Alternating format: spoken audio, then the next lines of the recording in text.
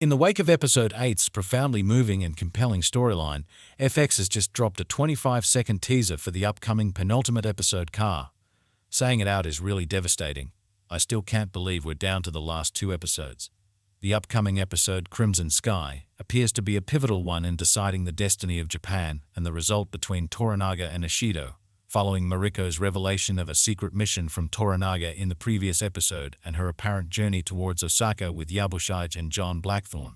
It is time to dive into the trailer and extract all the relevant information, so let's not waste any more time. In addition, I will provide my speculations and forecasts on the future. Let me walk you through the plot of Shogun Episode 9's trailer. Please be aware that this video will have spoilers for FX's Shogun, the 1980s TV series, and the novel, so you might want to look elsewhere for this film if you'd rather not know the outcome. I wanted to inform you just in case. Within Osaka, John Blackthorne told Mariko, "You can't leave, they'll stop you," in the preview for the upcoming episode. In response, Mariko pleaded with Anjin-sama, telling her not to become involved. In my opinion, this demonstrates that Mariko is putting her own safety last in order to fulfill her agreement with Toranaga. She mentioned in the last episode that her loyalty prevented her from pursuing her desires, which in this case presumably involves staying safe. Therefore, I think we will witness Mariko completing her part of the arrangement. I will get to the plot point in a moment, but it appears to be happening in the trailer's second half. If it succeeds, it could offer Mariko a way out of her life, which she would probably call an abyss. The scene then cut to one we'd seen in the prior episode. Mariko meeting with Toranaga to inquire if she was prepared to carry out her role in the plan, which we hadn't heard about previously. However, Delacroix appears to have his own suspicions regarding a possible plot involving the arrival of Mariko, Yabushige, and John Blackthorne in Osaka, and Father Martin Alvito's report to Delacroix regarding what he witnessed in Edo under Toranaga's orders. His statement, "Toranaga is planning something. Find out what it is," lends credence to this theory. Father Martin Alvito expressed his belief a few episodes ago that they should never have supported Ishido. If he finds out what's happening, I believe he will keep it to himself out of respect for Toranaga. The fact that Lord Ishido is basically spearheading the attack on Toranaga is hilarious to me, but his belief that Toranaga would simply capitulate is equally naive. He honestly believes he is in control right now, even if that is not the case at all. Part of it is because Toranaga has worked so hard to trick them.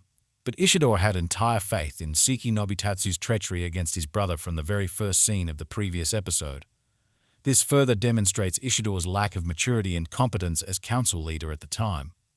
Unlike Lady Jin, the tea business owner, and Delacroix, he fails to notice what's happening directly in front of his eyes. Upon hearing this line, it appeared as though the citadel was about to be besieged. With the goal of evading the wall and gates, lines were put over the top. My money is on this being Toranaga clansmen who will pretend to be entering Osaka in order to get the captives. Subsequently, in the middle of the night, we saw Yabushige what appeared to be strolling towards the normal abode of Lord Ishido and Lady Ichiba. In this case, I'm going to assume that he's probably telling them about Toranaga's current status and his previous thinking, possibly hoping to now battle with Ishido. But I'm keeping my fingers crossed that Yabushige has a redemption arc in store for us. I'm holding out hope that he finds atonement because he is Toranaga's friend, and although he has wavered between the two camps, his devotion seems to have primarily been with Lord Toranaga. But if the first 2 seasons of the show are any indication, that won't be happening. Just like in the 80s series, we see Yabu secretly working with Ishido in this series. At one point, while Mariko and John Blackthorne were planning to retrieve the captives held in Osaka, Ishido and Yabu recruited a gang of ninjas to kill them. Not only that, but Toranaga comes to disagree with Yabu's decision to kill the official in charge of the castle's defense. In the 1980s anime, Yabushige's demise is sealed when Hiramatsu seconds Toranaga's command for him to perform seppuku. Having said that, there is still hope for Yabushige to pull off something good and avoid playing both sides at crucial moments. After all, Hiramatsu's death in the FX version of the show is already a big difference between the 2 Shogun adaptations. The teaser continued on to reveal what appeared to be a pivotal moment that would shape the course of the entire series. We had Mariko planning to lead the families of the hostage generals and daimyos outside Osaka's gates as bargaining chips to get them to support Lord Ishido once they were free. This relates to the very first scene in the teaser, where Blackthorne warned Mariko that she would be stopped if she attempted to flee, and it appeared as though her threat was about to come true. Afterwards, Mariko spoke with Lord Ishido, who advised her not to postpone her departure, even for a moment. In my opinion, this chat with Ishido is occurring right before the one she had with Blackthorne. This is because her current attire differs from the one she wore when she planned to leave with the captives. After saying there's nothing more to talk about, Lord Ishido made it clear he won't be ready to let her go. She said, "I'm free to go as I please," in response. It was at this point when Mariko armed engaged Ishido's soldiers. Probably this will happen right when the gates open, with the hostages trailing behind her. Lady Mariko Toda was dramatically outnumbered. Many of the men who had been with her seemed to have died. This is probably where she's going to pass away, I'm afraid. It appears that the events unfolding here will mirror those in the book and TV series, in which Lady Mariko gives her life to free Blackthorne and the hostages from Osaka. In my opinion, Toranaga had Mariko's demise in mind when he devised his scheme, and there were multiple motivations for this. The first is that he wants Mariko to terminate her life for herself so she can be a part of a bigger cause that will have more of an impact.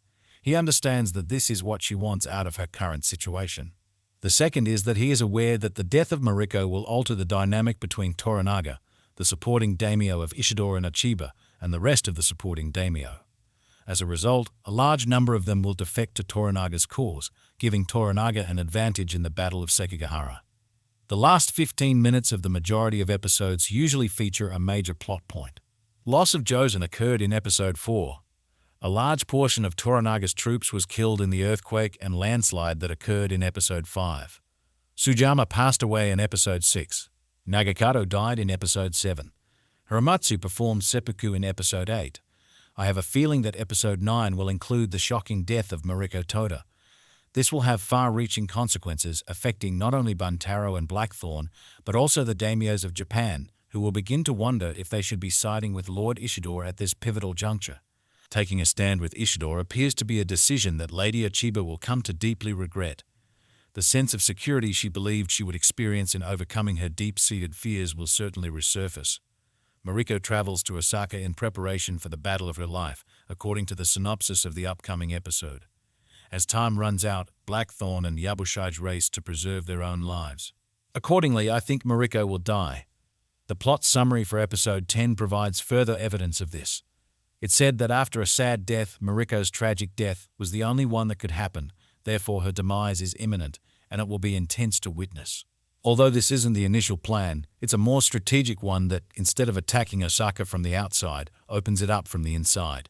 I believe it will have a much greater impact. Bring it on, because the next episode is only a week away. You now have all the information you need about the Shogun Episode 9 trailer.